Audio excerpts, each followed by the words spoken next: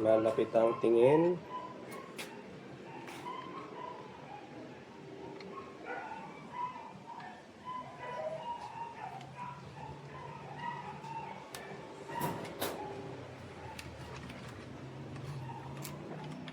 Ito yung safety niya.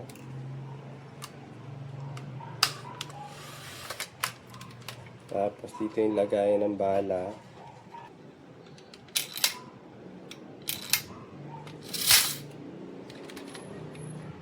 Tapos pagkasa sa kanya, babalik mo lang.